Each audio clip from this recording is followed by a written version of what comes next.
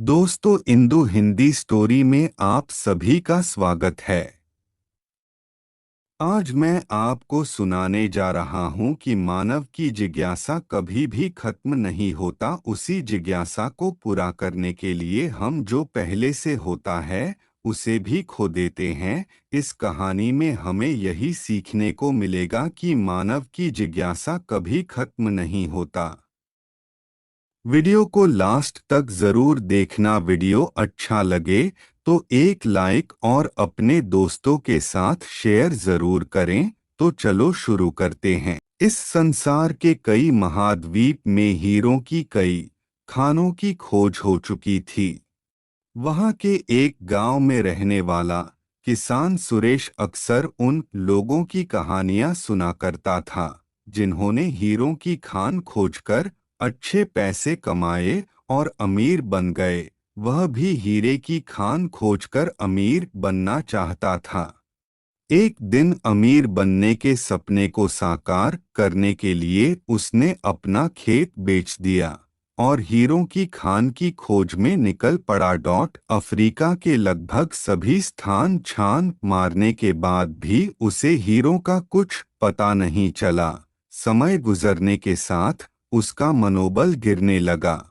उसे अपना अमीर बनने का सपना टूटता दिखाई देने लगा। वह इतना हताश हो गया कि उसके जीने की तमन्ना ही समाप्त हो गई और एक दिन उसने नदी में कूदकर अपनी जान दे दी।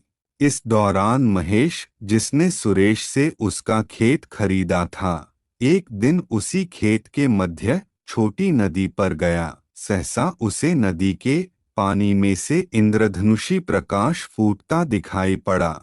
उसने ध्यान से देखा तो पाया कि नदी के किनारे एक पत्थर पर सूर्य की किरणें पड़ने से वह चमक रहा था। किसान ने झुककर वह पत्थर उठा लिया और घर ले आया। वह एक खूबसूरत पत्थर था। उसने सोचा कि यह सजावट के काम आएगा और उसने उसे घर पर ही सजा लिया। कई दिनों तक वह पत्थर उसके घर पर सजा रहा। एक दिन उसके घर उसका एक मित्र आया। उसने महेश से पूछा, मित्र, तुम इस पत्थर ही कीमत की जानते हो? महेश ने जवाब दिया, नहीं। मित्र बोला, मेरे ख्याल से ये हीरा है, शायद अब तक खोजे गए हीरों में सबसे बड़ा हीरा। मित्र बोला, महेश के लिए इस बात पर यकीन करना मुश्किल था। उसने अपने मित्र को बताया कि उसे यह पत्थर अपने खेत की नदी के किनारे मिला है। वहां ऐसे और भी पत्थर हो सकते हैं। दोनों खेत पहुंचे और वहां से कुछ पत्थर नमूने के तौर पर चुन लिए। फिर उन्हें जांच के लिए भेज दिया। जब जांच रिपोर्ट आई तो महेश के मित्र की बात सच निकली। वे पत्थर हीरे ही थे। उस खेत में हीरों का भंडार था। वह उस समय तक खोजी गई सबसे कीमती हीरे की खदान थी। उसका खदान का नाम माइंस है। महेश उस खदान की वजह से मालामाल हो गया। सुरेश अफ्रीका में दर-दर भटका और अंत में जान दे दी, जबकि हीरे की खान उसके अपने खेत में उसके कदमों तले थी।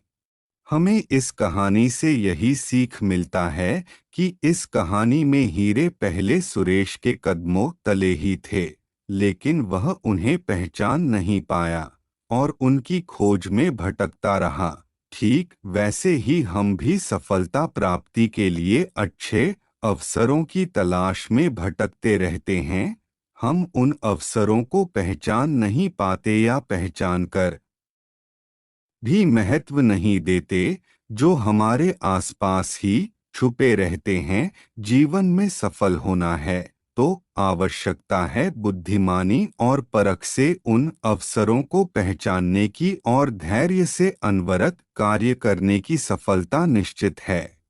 वीडियो देखने के लिए धन्यवाद। ऐसे ही और वीडियो देखने के लिए हमारे चैनल को सब्सक्राइब करें। मिलते हैं अगले वीडियो में। धन्यवाद।